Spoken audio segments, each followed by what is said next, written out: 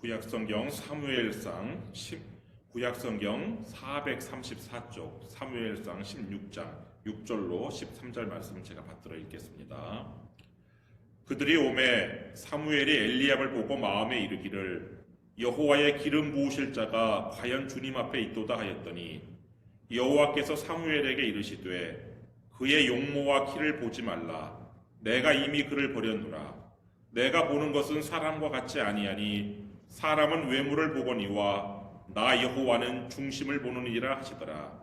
이새가 아비나답을 불러 사무엘 앞을 지나가게 하매 사무엘이 이르되 이도 여호와께서 택하지 아니하셨느니라 하니 이새가 산마로 지나게 하매 사무엘이 이르되 이도 여호와께서 택하지 아니하셨느니라 하니라. 이새가 그의 아들 7을 다 사무엘 앞으로 지나가게 하나 사무엘이 이새에게 이르되 여호와께서 이들을 택하지 아니하셨느니라 하고 또 사무엘이 이새에게 이르되 네 아들들이 다 여기 있느냐. 이새가 이르되 아직 막내가 남았는데 그는 양을 지키나이다. 사무엘이 이새에게 이르되 사람을 보내어 그를 데려오라. 그가 여기 오기까지는 우리가 식사자리에 앉지 아니하겠노라. 이에 사람을 보내어 그를 데려오매 그의 빛이 붉고 눈이 빼어나고 얼굴이 아름답더라. 여호와께서 이르시되 이가 그니 일어나 기름을 부으라 하시는지라. 사무엘이 기름 뿔병을 가져다가 그의 형제 중에서 그에게 부었더니 이날 이후로 다윗이 여호와의 영에게 크게 감동되니라. 사무엘이 떠나서 라마로 가니라. 아멘.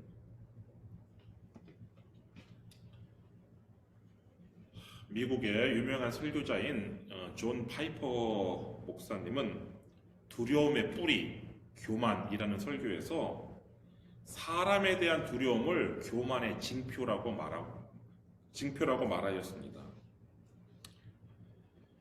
우리는 얼핏 교만한 사람은 사람을 두려워하지 않을 것으로 생각합니다. 그러나 사실은 정반대예요. 교만해서 하나님께 순종하지 않았던 사울은 군인들을 두려워하고 무서워했어요. 사무엘상 15장 24절 말씀 한번 보시면 사무엘상 15장 24절 사울이 사무엘에게 이르되 내가 범죄하였나이다. 내가 여호와의 명령과 당신의 말씀을 어긴 것은 내가 백성을 두려워하여 그들의 말을 청종하였음이니이다. 그러니까 사울은 군인들을 두려워하고 무서워해서 하나님의 명령과 사무엘의 말을 무시하고 군인들이 하자는 대로 한 거예요. 그래서 교만한 사람은 사람에 대한 두려움과 하나님께 대한 불순종이라는 이 두 가지 특징을 가지고 있어요. 이 교만함으로 백성은 두려워하고 하나님의 말씀을 저버린 사울은 결국 하나님께 버림을 받고 왕의 자격을 상실합니다. 거기 26절 말씀 보시면 사무엘이 사울에게 이르되 나는 왕과 함께 돌아가지 아니하리니 이는 왕이 여호와의 말씀을 버렸으므로 여호와께서 왕을 버려 이스라엘 왕이 되지 못하게 하셨음이니이다 하고 이제 왕위는 사울이 아닌 또 사울의 아들이 아닌 사울의 이웃에게 넘어갔어요. 그 28절 말씀 보시면 사무엘이 그에게 이르되 여호와께서 오늘 이스라엘 나라를 왕에게서 떼어 왕보다 나은 왕의 이웃에게 주셨나이다. 하나님께서는 이스라엘 나라를 사울보다 더 나은 사람, 사울보다 더 훌륭한 사람에게 주었어요. 근데 사울은 하나님의 이런 징계와 치리를 수용하는 대신에 왕으로서 자신의 체면을 세우는 데만 급급해요. 거기 30절 말씀 보시면 사울이 이르되 내가 범죄하였을지라도 이제 청하옵나니 내 백성의 장로들 앞과 이스라엘 앞에서 나를 높이사 나와 함께 돌아가서 내가 당신의 하나님 여호와께 경배하게 하소서 하더라. 근데 안타깝게도 사무엘은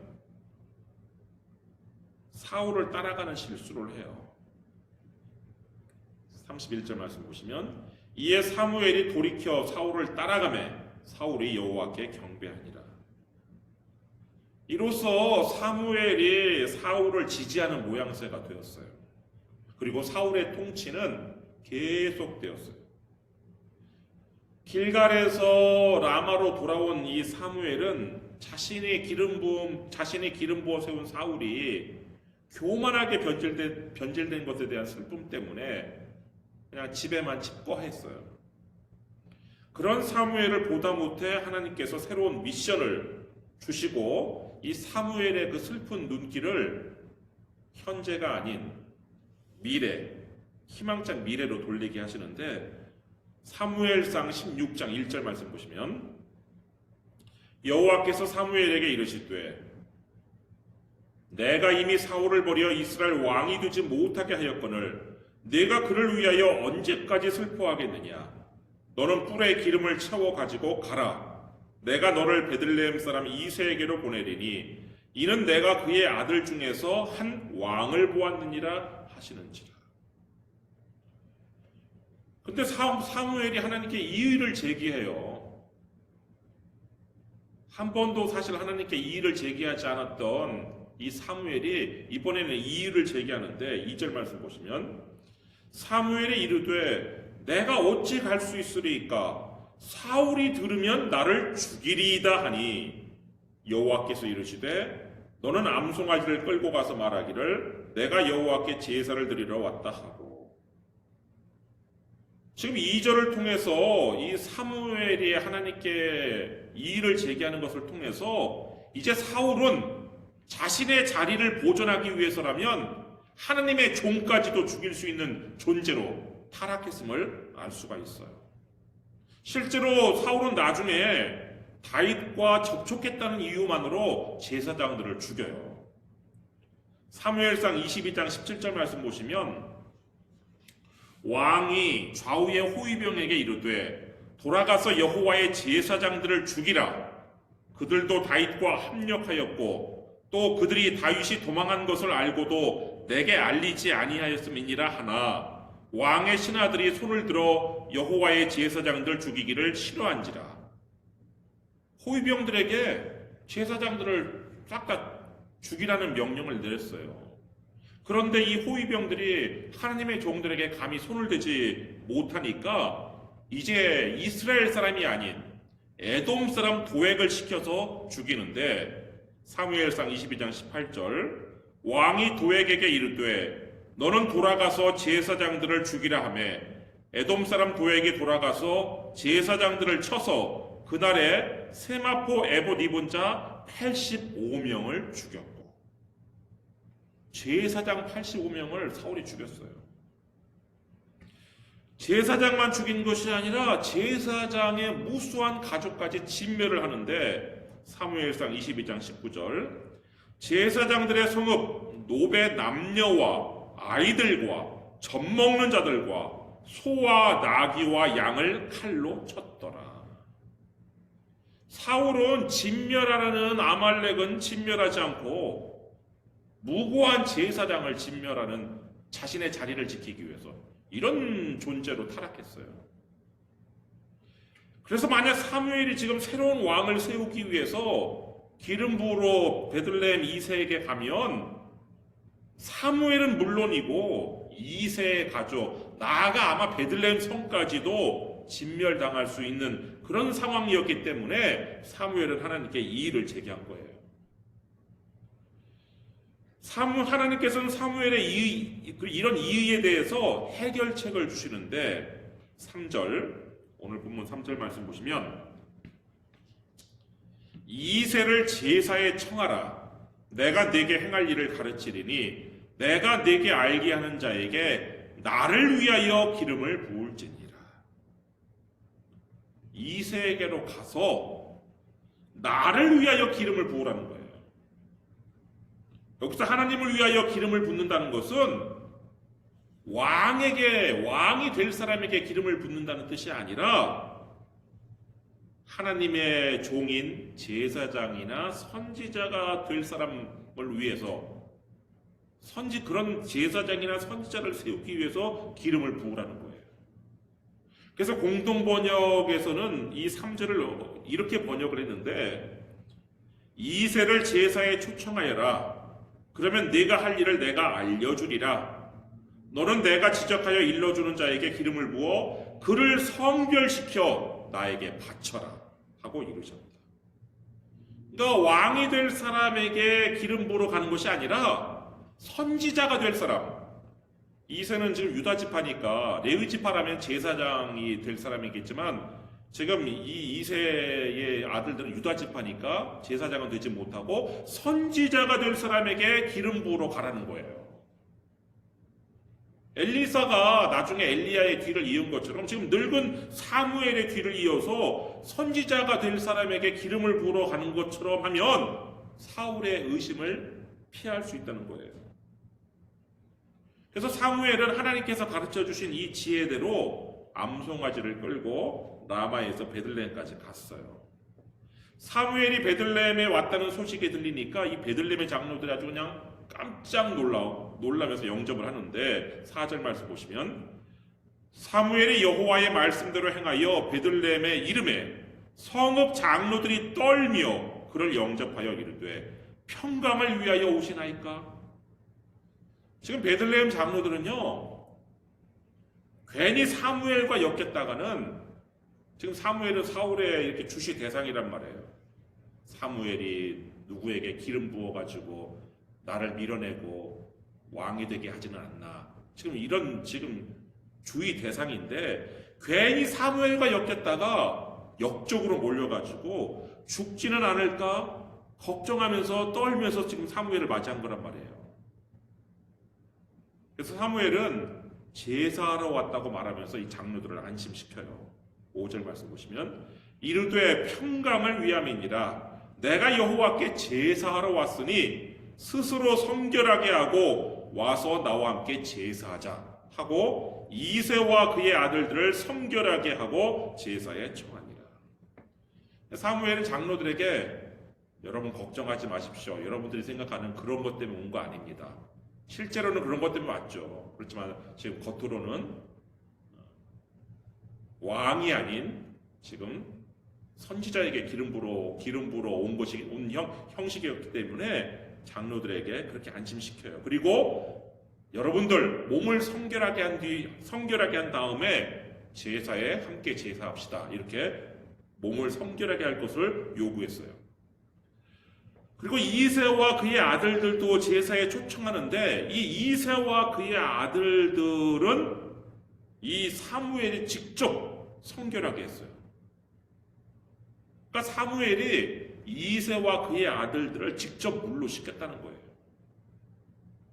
이런 행위는 모세가 아론과 그 아들들을 성별시켜서 하나님께 바칠 때와 비슷해요.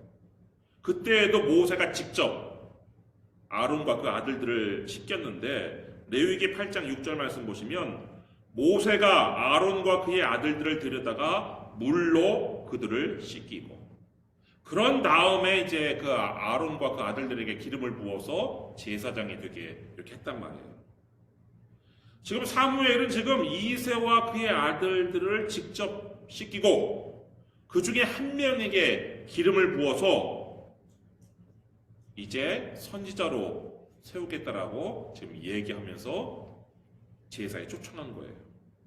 이렇게 함으로써 사람들은 물론이고 기름 부음 받는 당사자조차 내가 이스라엘의 왕으로 기름 부음을 받는다, 이런 생각은 꿈에도 하지 못했어요. 그거는 오직 하나님과 사무엘만 아는 비밀이에요. 또한 이 베들레헴의 장로들은 이새와 그의 아들들이 제사에 초청받는 것에 대해서 또 별다른 이의를 제기하지 않았어요. 그 이유는 이 이새가 누구냐? 이새의 할아버지가 보아스예요. 이새의 할머니는 루시고, 보아스는 그 베들레헴에서 매우 유력한 사람이었어요. 대지주였고 분홍이었어요. 이 이새도 그 할아버지의 기업을 물려받아서 역시 대지주 분홍인데, 이새는 특히 또 농업뿐만 아니라 농사만 지은 것이 아니라 목축업까지 사업을 확장했단 말이에요. 그래서 이세는 이 할아버지 보아스가 그랬던 것처럼 이 베들레헴에서 아주 유력한 사람이에요. 또 이 이세는 연장자였어요. 그 사무엘상 17장 12절 말씀 보시면 다윗은 유다 베들레헴 에브라 사람 이세라 하는 사람의 아들이었는데 이세는 사울 당시 사람 중에 나이가 많아 늙은 사람으로서 8아들이 있는 중. 그러니까 이세는 연장자였기 때문에 어쩌면 이 이세는 지금 사무엘을 영접하는 베들레헴의 장로들 가운데 사실은 있었는지도 몰라요. 그리고 이 이세에게는 8명의 아들이 있었는데 장자와 차자와 셋째 아들까지는 오늘 본문에 이름이 나와요. 장자는 엘리압이에요. 이 엘리압은 사울과 같이 아주 키가 크고 잘생긴 그런 청년이었어요. 그래서 사무엘은 속으로 엘리압이 혹시 하나님의 선택을 받은 기름 부음 받을 자일까? 이렇게 생각을 했어요. 6절 말씀 보시면 오늘 본문 그들이 오매 사무엘이 엘리압을 보고 마음에 이르기를 여호와의 기름 부으실 자가 과연 주님 앞에 있도다 하였더니 그런데 하나님께서 엘리압이 아니라고 말씀하십니다. 7절 여호와께서 사무엘에게 이르시되 그의 용모와 키를 보지 말라 내가 이미 그를 버렸노라 내가 보는 것은 사람과 같이 아니하니 사람은 외모를 보거니와 나 여호와는 중심을 보느니라 하시더라. 그 다음에 두 번째 아들은 아비나답이에요. 거기 8절 말씀 보시면 이새가 아비나답을 불러 사무엘 앞을 지나가게 하매 사무엘이 이르되 이도 여호와께서 택하지 아니하셨느니라. 그 다음 세 번째 아들은 삼마예요. 9절 이새가 삼마로 지나게 하매 사무엘이 이르되 이도 여호와께서 택하지 아니하셨느니라 하니라. 이 세 명의 아들들, 오늘 본문에 이름이 나와 있는 이 세 명의 아들들은요 20세 이상의 장성한 그런 청년들이었어요. 그래서 나중에 이 블레셋과의 군대 전쟁에도 출전을 하는데 그 사무엘상 17장 13절에 나오는데 그 장성한 세 아들은 사울을 따라 싸움에 나갔으니 싸움에 나간 세 아들의 이름은 장자 엘리압이요 그 다음은 아비나답이요 셋째는 삼맘이요. 그리고 나머지 아들들 이 세 명을 제외한 5명의 아들들은요 20세가 넘지 않은 그냥 10대 청소년들이에요. 그래서 오늘 본문에는 그들의 이름도 나오지 않아요. 그렇지만 그들 모두 사무엘 앞을 지나가긴 했는데 하나님께서 뽑지 않으세요. 10절 말씀, 오늘 본문 10절 말씀 보시면 이새가 그의 아들 7을 다 사무엘 앞으로 지나가게 하나 사무엘이 이새에게 이르되 여호와께서 이들을 택하지 아니하셨느니라 하고. 사무엘은 굉장히 의아해요. 분명히 하나님께서 이새의 아들들 중에서 한 왕을 보셨다고 그랬는데 이 7명의 처음에 그 엘리압 보고 그런 줄 알았더니 하나님께서는 엘리압 아니라고 그러고 이 7명의 아들들이 다 아니라고 하는 거예요. 그래서 이 사무엘이 혹시라는 마음으로 이새에게 이렇게 물어요. 11절 또 사무엘이 이새에게 이르되 내 아들들이 다 여기 있느냐? 그러니까 이새가 이르되 아직 막내가 남았는데 그는 양을 지키나이다. 사무엘이 이새에게 이르되 사람을 보내어 그를 데려오라. 그가 여기 오기까지는 우리가 식사 자리에 앉지 아니하겠노라. 막내가 이 자리에 참석하지 않은 막내가 있다는 거예요. 그 막내는 지금 들판에서 양을 지키고 있다는 거예요. 근데 이 사무엘이 그 막내를 데리고 오라고 그 막내가 오기 전까지는 식사 자리에 앉지 아니하겠다. 이렇게 얘기해서 이 막내가 드디어 왔어요. 사무엘 앞으로. 드디어 이제 다윗의 성경에 등장하는 최초의 이제 기록인데 12절 말씀 보시면 이에 사람을 보내어 그를 데려오매 그의 빛이 붉고 눈이 빼어나고 얼굴이 아름답더라. 여호와께서 이르시되 이가 그니 일어나 기름을 부으라 하시는지라. 성경에서 지금 이 다윗에 대한 이 딱 첫 번째 묘사가 뭐냐면은 빛이 붉고 그러니까 얼굴빛이 붉었다는 거예요. 얼굴빛이 붉었다는 것은 뭐 이게 핏기가 하나도 없는 그냥 허여멀건한 창백한 그런 사람이 아니고 이 혈색이 아주 좋은 홍안의 건강한 그런 아이라는 것이죠. 그리고 눈이 빼어나고, 이 눈이 빼어나다는 것은 눈이 반짝반짝 빛났다는 거예요. 그리고 얼굴이 아름답다. 이건 아주 잘생긴 아이였다는 것이죠. 근데 이 당시 지금 사무엘 앞에 이렇게 섰을 때 이 다윗의 나이가 한 몇 살쯤 되었을까요? 성경에 뭐 정확한 다윗의 나이를 특정해서 몇 살이라고 나와 있지는 않지만 우리가 합리적으로 추론할 수가 있는데, 지금 넷째 형부터 셋째 형까지는 군대에 나갔어요. 전쟁에 나갔어요. 그러니까 셋째 형까지는 20세가 넘은 장성한 청년들인데, 넷째 형부터는 이제 군대를 안 나갔단 말이에요, 전쟁에. 그러니까 이 넷째 형부터는 10대란 말이에요. 만약 넷째 형이 19살이라고 치면, 이 다윗의 어머니가 만약 연년생으로 아이를 낳았다 하면 다섯째 형은 18살, 여섯째 형은 17살, 그리고 일곱째 형은 16살, 그리고 다윗은 15살이 되는 것이죠. 근데 만약에 뭐 이 한두 명도 아니고 5명을 이 어머니가 연년생으로 낳지 않았다 한다면, 이제 만약에 뭐 2년 토를 두고 5명의 아들을 뒀다 하면은 넷째 형이 19살, 다섯째 형이 17살, 여섯째 형은 15살, 일곱째 형은 13살, 다윗은 뭐 11살이 되겠죠. 하여튼 뭐 다윗이 몇 살인지는 정확하게 성경에 나와 있지 않지만, 다윗은 최소한 15살 넘지 않은 그런 소년이었단 말이에요. 근데 하나님께서 바로 그 소년 다윗에게 기름을 부으라고 명령하신 거예요. 그래서 13절 말씀 보시면, 사무엘의 기름 불병을 가져다가 그의 형제 중에서 그에게 부었더니 이날 이후로 다윗이 여호와의 영에게 크게 감동되니라. 사무엘이 떠나서 라마로 가니라. 지금 예전에 사울에게 기름 부을 때는 사울의 사환조차 먼저 앞서 보낸 다음에 기름을 부었단 말이에요. 근데 이제 소년 다윗은 지금 베들레헴의 모든 장로들, 아버지, 그리고 형들, 모든 형들이 보는 앞에서 기름 부음을 받았어요. 이제 소년 다윗은 어린 시절의 사무엘과 같이 성별되어서 하나님께 바쳐진 존재가 되었어요. 그래서 이 베드로가 오순절 설교에서 다윗을 선지자라고 말한 거예요.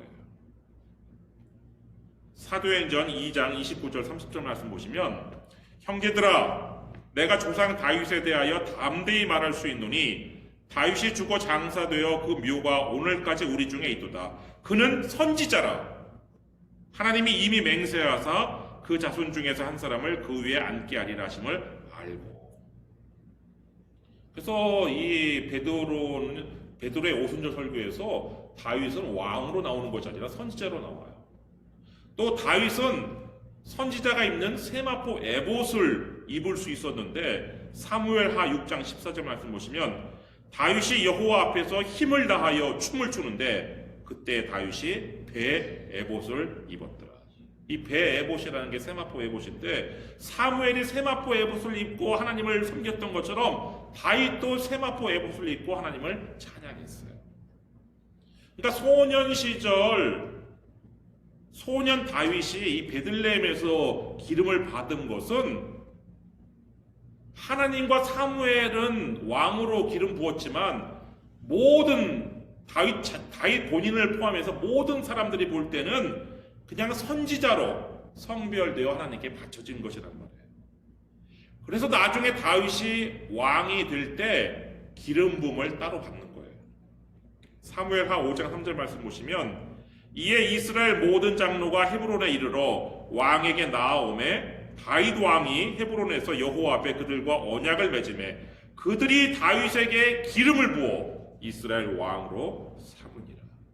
그러니까 다윗이 왕으로 기름 부음을 받은 때와 장소는 헤브론. 그때 나이는 정확하게 나와 있어요. 30세라고. 사무엘하 5장 4절. 다윗이 나이가 30세에 왕위에 올라 40년 동안 다스렸으되.